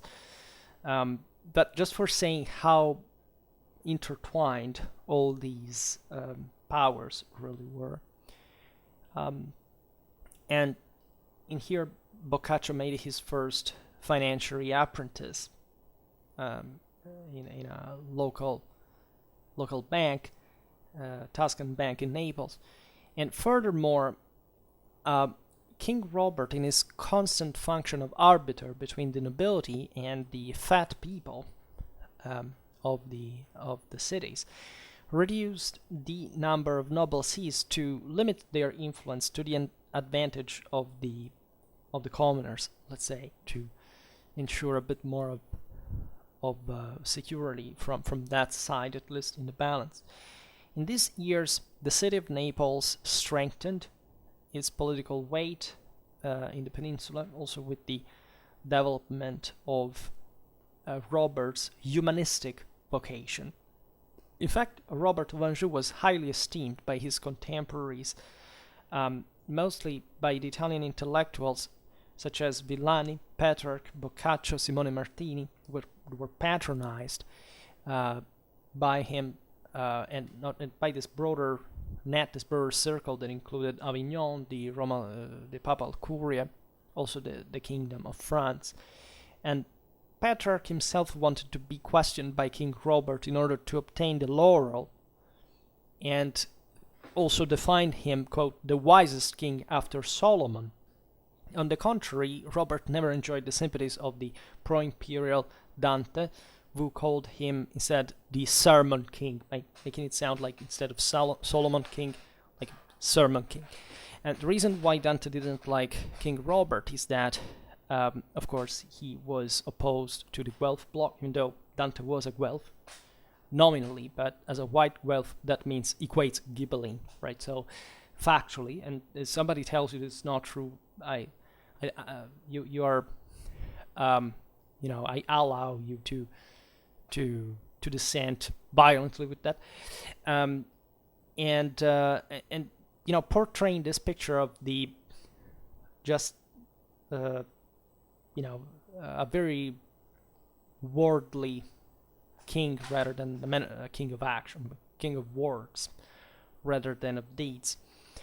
And it is true that by his time standards, he was more of a civil ruler, right? But this doesn't mean that he wasn't clever at all. And actually, his direction of the Angevin military effort was very intense, as we've seen before, and probably also reasonable. And the fact that at some point the Saint Guelphs were dissatisfied with the Angevin presence and the bailed out was the product of a much more problematic attritional process that was going on with the generalized crisis and the Angevin attempt to maintain some connections with powers that, however, could autonomize themselves from the kingdom's hegemony, and especially, because if you study the historical, but I mean historiographically speaking, there is a lot of criticism towards Robert, but it seems that nobody studied the military side of the story. Nobody studied how much, how beneficial properly the reconquest of Sicily would have been for Naples. They would have solved all their problems. They could have resumed all the policies, or at least most of them, would have had a much greater power and grip and possibility of expansion elsewhere. And they tried that rather than concentrating, say, on Piedmont. Yeah, that could have been important, but not as much as Sicily at that point. It's kind of ironic, considering that the unification of Italy would be Piedmont would conquer Sicily later on. But meaning at that time, what's the point that you can't pay for, 200 knights maintained there locally?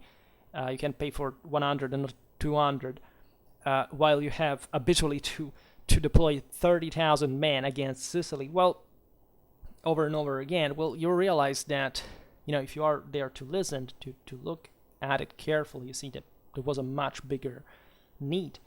And if just the kingdom could make that massive effort, even in a moment of otherwise of crisis, because there were definitely shortages on the other fronts for the same reason, that still means that, those moral material resources were understood to be aimed at something more relevant and important, like reuniting the older kingdom.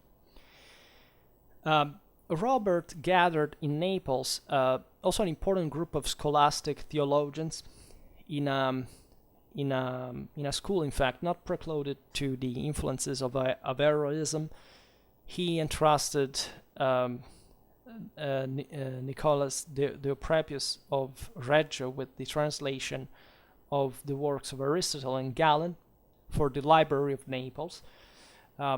From Calabria also came to the new capital Leontius Pilatus and the Basilian Barlaam of Seminara. That was a famous theologian who in those years in Italy faced the doctrinal disputes that arose around the old Filioque mistranslation and the Nicene Creed.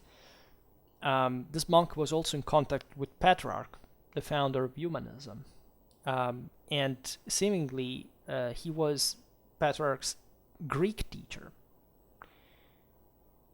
And also, I'm not sure whether of Boccaccio, who held famously the first Greek public lessons in Western Europe in the Middle Ages. These were men of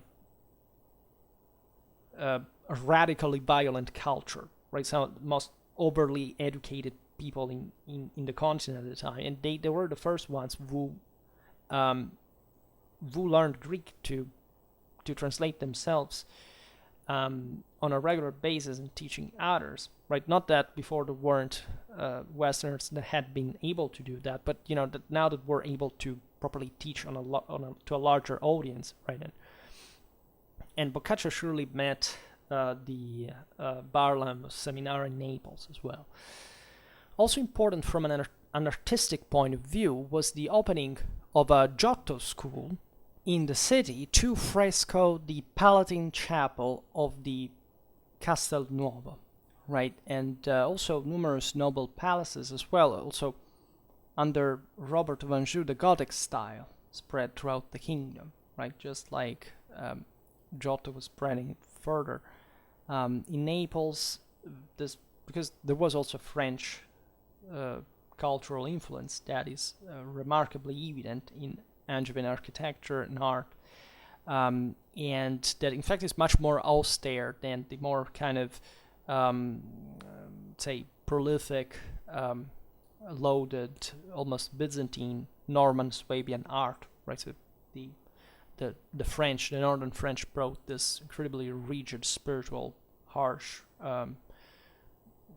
ideal form that is quite evident architectonically in this. In fact, churches that were built, for example, in Naples, Robert had the Basilica of St. Clair built. This was a shrine of the Angevin dynasty.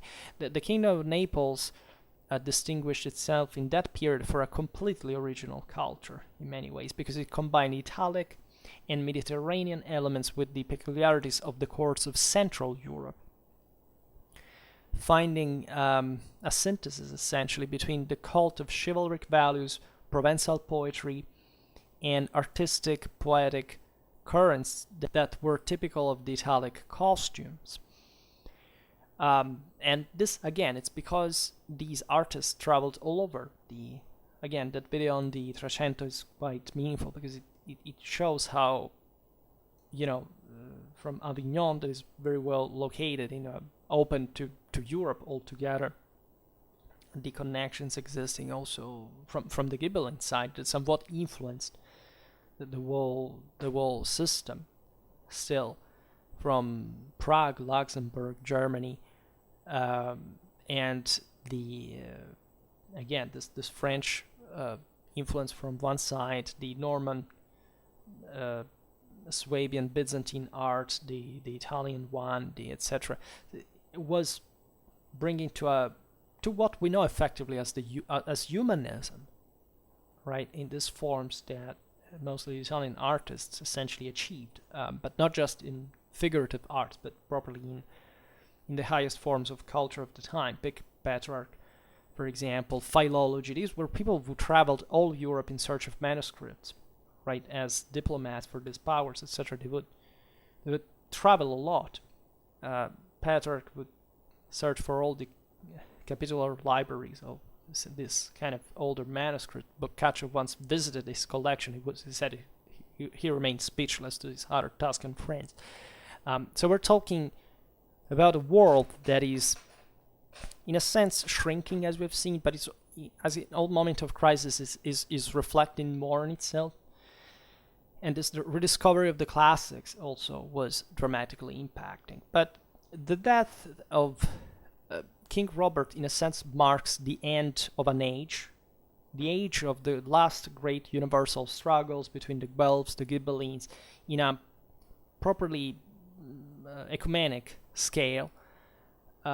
It also defines a bit what would be the historical boundaries of Italy, south of the Tronto and Garigliano River, where southern Italy would fundamentally settle as that kind of feudal, more, say, less thriving and more agricultural reality than the north, than the center, that were instead much more articulated and spreading further towards much more advanced forms in qualitative terms. And the end also of many of Robert's relatives is saddening, right? He had designated, for example, his own son, Charles of Calabria, as his heir. But after the latter's death, the sovereign was forced to leave the throne to his young niece, Joanna of Anjou, who is one of the single most interesting figures in the late Middle Ages. She was the daughter of Charles. And meanwhile, a first peace agreement was reached between the Angevins and the Aragonese, known as the Peace of Campania, on November the 8th, 1347. This date is not speaks of this broader settlement, considering it was the year in which the Black Death began, exactly from Sicily, from the Mediterranean ports, to spread from the Black Sea, from Kaffa probably, or who knows from where actually, because we can't really have the certainty of tracking that, however, from Central Asia, killing an astonishing amount of European population.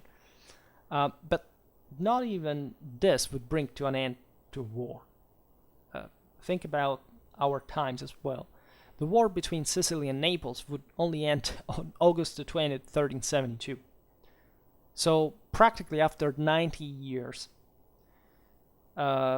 these things do happen historically. So be always prepared for the worst in any case. And with the Treaty of Avignon, also not a random place, as you understand, was signed by Joanna of Anjou and Frederick IV of Aragon, with the assent of Pope Gregory XI, an end to the war was reached. Essentially, the treaty sanctioned the mutual recognition of the monarchies in their respective territories, like Naples to the Angevins and Sicily to the Aragonese, so extending the recognition of royal titles also to their respective lines of succession, which up to that point had been theoretically a bit more ad personam, let's say. And this was useful probably more for Aragon. Robert's heir, Joanna, had married Andrew of Hungary, who was Duke of Calabria and brother of the King of Hungary, Louis I, that both descended from the Neapolitan Angevins, specifically Charles II.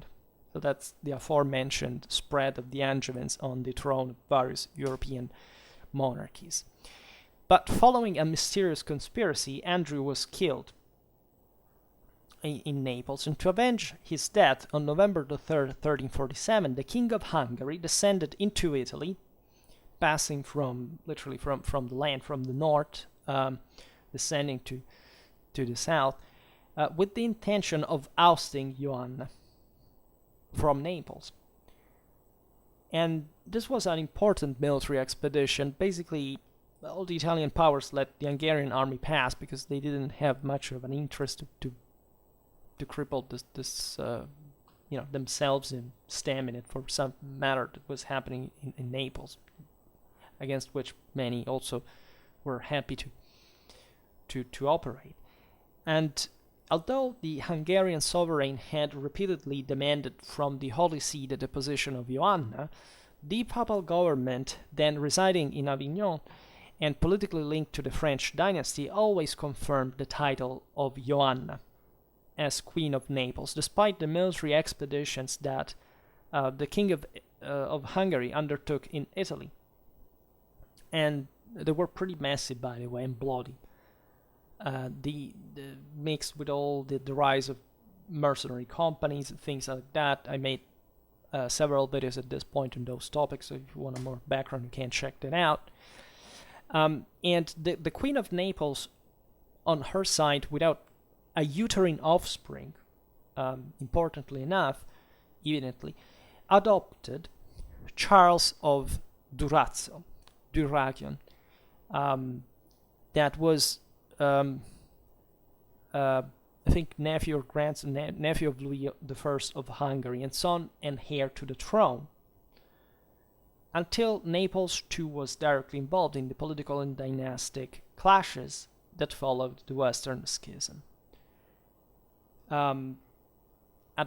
At court and in the city, a pro-French party and a local party were directly opposed within the same Naples, right? So the first in favor of the anti-pope Clement VII, and which was party which was headed by Queen Joanna herself. The second in favor of the Neapolitan Pope Urban VI, who found the support of Charles of Durazzo and the Neapolitan aristocracy. We're talking about Durazzo, we're talking, of course, about the Epirot possessions that the Angevins had gathered over time, given their presence in Greece. You know that even after the Palaiologoi reconquered Constantinople, there were these Latin, Frankish possessions that still the French mostly were involved with, and so many vassals of the same Neapolitan kingdom sometimes had. Think about the Brienne, famously enough, who were also lords of Florence in the 40s of the 14th century, and who died in I think at Poitiers. Yeah, I think he died at Poitiers. Ironically, at least Boccaccio says, killed by the arrow of an Italian longbowman who was in the English army, because of a Florentine, because the Florentines hated his god, right? And they also killed his son and ate him, in the streets, right? We are at this level. So these are the kind of nice, relations and, political expressions that existed at this time. But just for telling you, right, that it's all connected. His father was the Duke of Athens, who was defeated and killed by the Catalan company that he had himself hired in Greece. So this is how messed up this is. These were all connected also with John of Bohemia, with the Luxembourgs, as we've seen, but the Battle of Crécy. They all passed through these systems, right? The Angevins and the papal legate were at some point allied with Charles of Bohemia when they tried to share their power with him in the Po Valley, and the Guelphs and the Ghibellines allied with each other to expel him, as it would factually happen. So everything circles at the end of the day. In any case, coming back to our 40 years later, Joanna deprived Charles of Durazzo of the rights of succession in favor of Louis I of Anjou, who was brother of the King of France. You know that Anjou was, as we've seen with the Saint Charles I, becoming, having the peerage of France as well attached. So it was were noblemen of royal power. And Louis, in fact, was crowned King of Naples, Rex Siciliae, by Antipope Clement VII in 1381. And Louis, when Joanna was killed, actually, by order of the Saint Charles of Durazzo in the castle of Lucan Wall in 1382, went down descended in Italy. He made this expedition from France in vain against Charles that had took power, and also died in Italy in 1384 himself.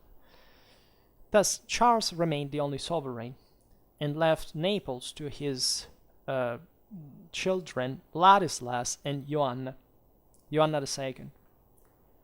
to eventually go to Hungary to claim the throne. So it's that messed up. These are some, like the second half of the 14th century is one of the single most messed up, especially dynastically, moment in medieval history. In Hungary, he was assassinated in a conspiracy, so another happy ending. And before the two heirs, Ladislas and Joanna, reached their maturity, because they were still children, the city of Campania fell into the hands of the son of Louis the First of Anjou. It was Louis II, crowned king again by anti-pope Clement VII. This is all during the schism, on November the 1st, 1389. And the local nobility opposed the new sovereign, so much that in 1399 Ladislas I was able to militarily claim his rights to the throne by defeating the same French sovereign.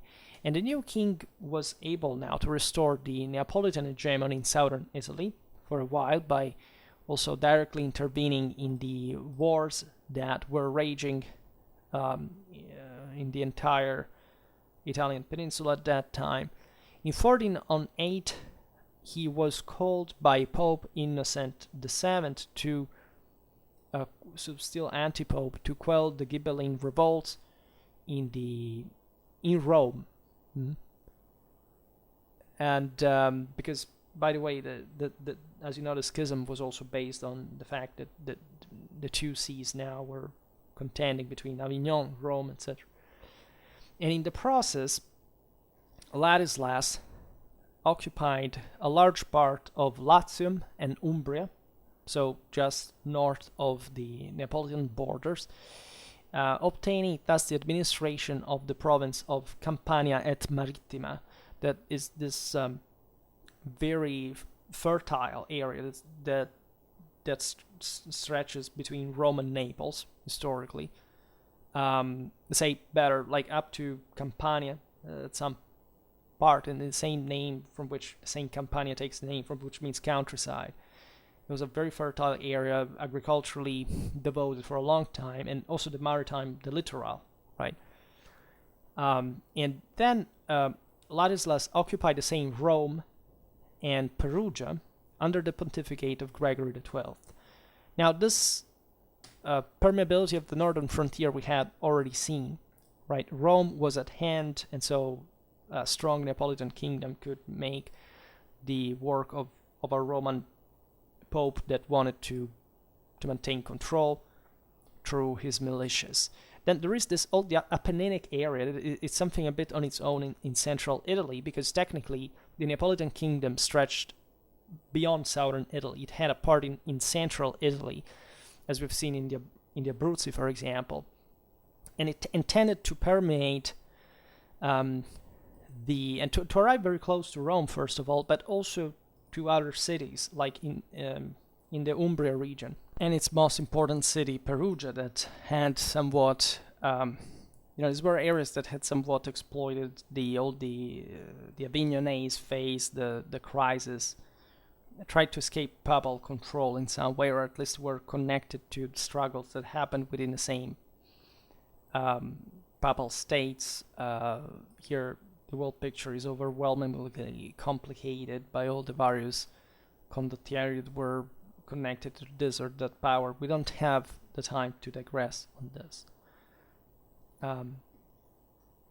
In 1414, after having definitively defeated Louis II of Anjou, Ladislas, at the head of a league organized by the anti-pope Alexander V and aimed at stemming Neapolitan expansionism, the King of Naples arrived at the gates of Florence, and with his death, however, there were no successors to continue his exploit, and the borders of the kingdom returned within the historical perimeter.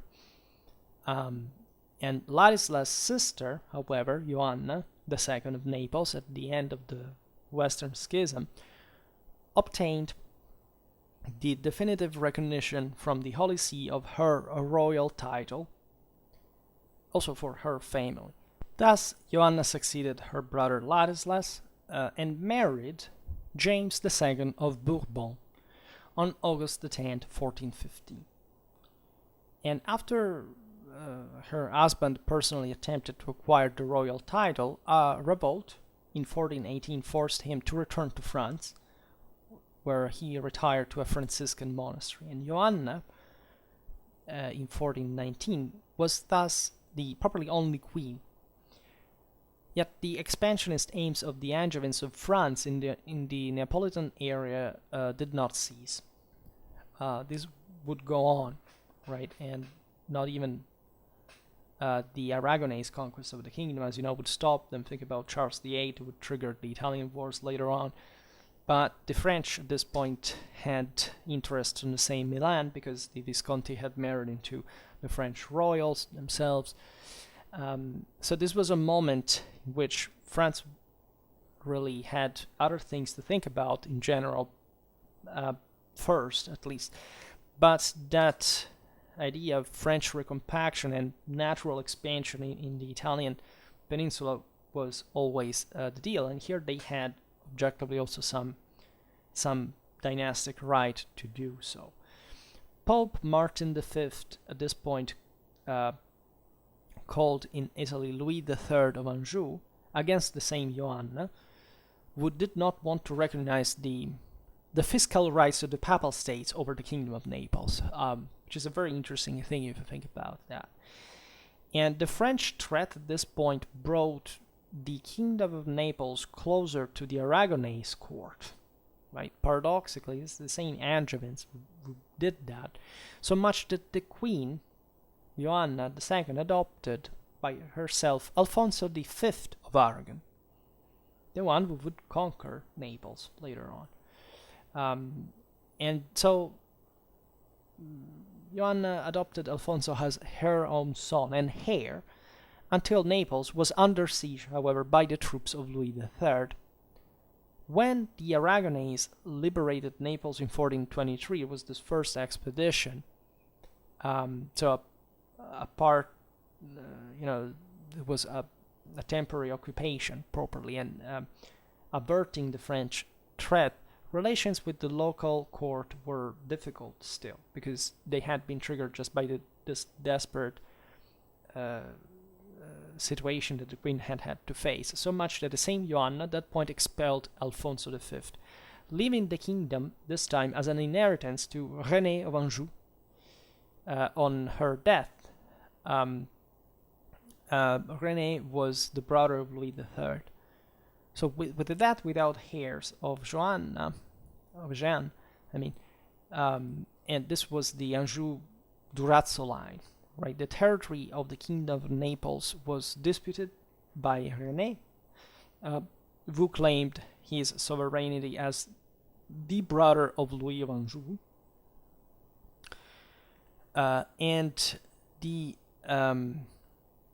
and thus as adopted son of the Queen of Naples, and Alfonso V, that at that time was not just the King of Aragon, but also of Trinacria and of Sardinia, by the way. And this was a moment of important recompaction of Aragonese power under single rule, so that even the crown of Aragon had began to, statalize more importantly.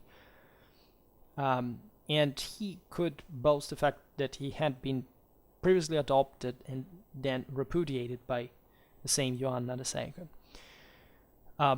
So there was unavoidably a war, just for,